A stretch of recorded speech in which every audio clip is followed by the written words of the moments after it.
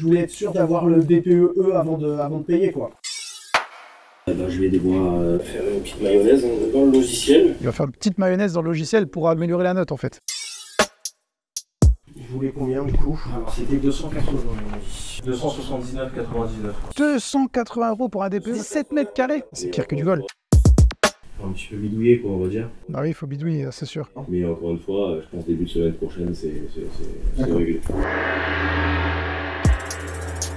On vous raconte comment, moyennant quelques centaines d'euros et sans aucun travaux d'isolation à réaliser, un diagnostiqueur peu scrupuleux a transformé notre passoire thermique interdite à la location en un logement paré pour le marché de l'immobilier. Si vous me faites un DPE, mettons en E ou quoi que ce soit, il est valable combien de temps? 10 ans. En France, près de 5 millions de résidences principales sont classées F ou G. Et en ville, il est parfois impossible d'améliorer la note d'un appartement sans toucher à l'isolation extérieure de tout l'immeuble. Surtout quand c'est dans de l'ancien. Alors, notre journaliste s'est fait passer pour le propriétaire de ce studio parisien de 17 mètres carrés et en quelques clics, il a trouvé facilement une entreprise prête à contourner la loi sur le DPE pour nous délivrer une bien meilleure note énergétique. J'ai tout ce qu'il me faut sur papier du coup. Cette fraude, nous l'avons mise sous les yeux du président d'une des fédérations d'experts en charge des diagnostics. Et pour lui, ce type d'escroquerie augmente de plus en plus au sein de sa profession. Ça c'est votre collègue qui parle. Il y a combien d'étages dans le bâtiment? 5. Ok, super, chauffage électrique, avec un ballon d'eau chaude du coup. Oui, qui fait 40 litres. 40 litres. Donc c'est un DPE au doigt mouillé, une lettre en échange d'une somme d'argent. C'est tout ce qu'on ne veut plus voir et c'est tout ce qui est en train d'exploser en matière de fraude parce que c'est un marché qui est en pleine explosion, qui est alléchant, qui a très peu de contrôle finalement. On ne sait même pas si cette personne est certifiée. Et il vous dit qu'il va vous bidouiller, c'est ces termes, je cite, bidouiller la note, c'est-à-dire qu'il n'avait même pas besoin de se déplacer au final. Nous on n'en voit rien tant que le règlement n'est pas fait. Là, le comble de la chose, c'est qu'il vous réclame quand même 280 €, qui est juste à peu près 2 voire 3 fois le prix de la DPE pour ce genre de surface. Dites-moi ce que vous voulez que je mette dans l'attestation, je fais exactement ce que vous voulez. En cas de problème suite au DPE effectué, D'accord. vous prenez en charge l'anti-responsabilité. Très bien, vous signez.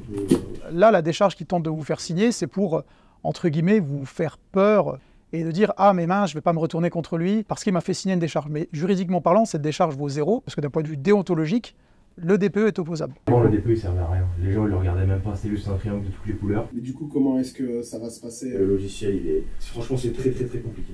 C'est très compliqué pour les petites surfaces, quoi, principalement. Mais il n'y a pas de raison. Le risque pour le propriétaire, par contre, est énorme. C'est-à-dire que si l'acheteur se rend compte que le diagnostic est frauduleux, l'acheteur va se retourner en fait contre le vendeur et lui ira chercher à son tour la responsabilité du diagnostiqueur. Mais on sait que beaucoup de ces fraudeurs n'ont pas d'assurance. Ça va être vraiment le vendeur qui lui endossera à la place du diagnostiqueur cette responsabilité à indemniser l'acheteur sur la base de ce faux DPE, quoi. Ça te remet sur les salaires, du coup.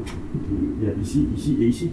Ok, ça change tout. Tout ce genre de manœuvres, il y a quelques temps en arrière, on avait très peu de signalements, et aujourd'hui, on en a quotidiennement. Si t'es en dernier étage, pour le coup, ça aurait été vraiment trop. Ouais, c'est mort. Aujourd'hui, beaucoup s'engagent dans cette voie de dérive parce qu'il y a certaine impunité dans ce milieu qui fait que personne n'a peur en fait. Il n'y a pas de peur du gendarme dans ce métier, très clairement. Bon, c'est dans de l'ancien avec un chauffage électrique, en général, c'est un peu compliqué et ça embête tout le monde. Si on vous met le DPE en D ou en E, on peut facilement vendre cet appartement 20 à 30% plus cher. Ces gens-là surfent sur la tension locative parce que quand vous avez un logement G aujourd'hui, vous ne pouvez pas le louer.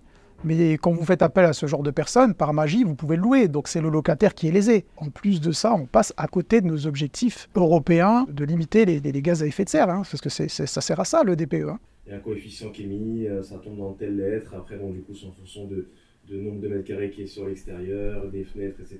Donc après, un petit peu bidouillé, quoi, on va dire.